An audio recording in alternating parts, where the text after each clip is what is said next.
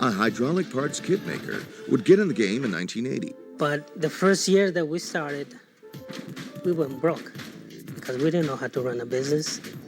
After a false start, they would sell their only prized possessions to keep their company going, their vehicles. Everything started big for us when we started on the mail order. Which they started in Long Beach, California in 1985. They would produce higher hops by increasing the PSI from 4,700 to 13,000 PSI. Setting a new world record at 42 inches was just one of their many successes. Red's Hydraulics built Redosaurus, a mixture between Jurassic Park and lowriding.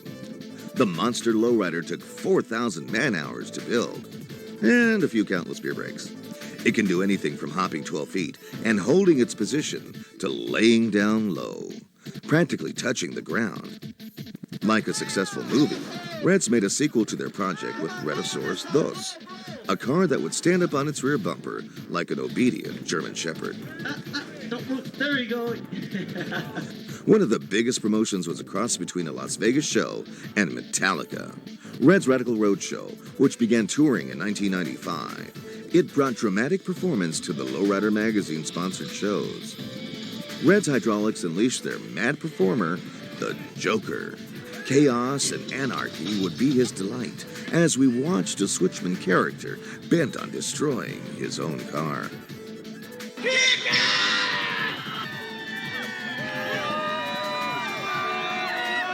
Then in Kentucky, a battle in the bluegrass state. A challenge came forth from the mighty Southerner, Jay Foley of Scrub City Hydraulics, with the local favorite, the Hijacker. The showdown began as the Joker charged Hijacker and rammed him. Jay Foley answered by showing his stuff, going mano a mano.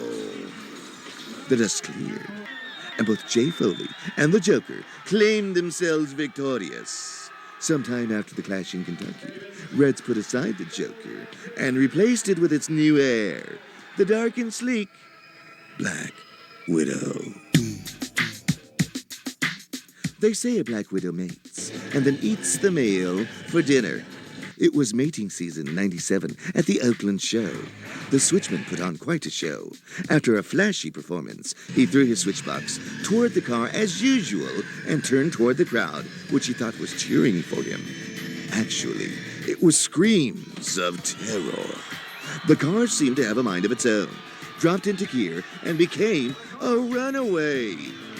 Heroic Art Toson of Hoppos charged the car, grabbed the switchbox, and pulled on the tiger's tail. The car smashed through the chain link fence.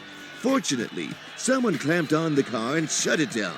No one was injured, but it was as close as we want to make it. The incident didn't stop the lowrider crowd from celebrating. Oh, you know the wacky lowrider crowd?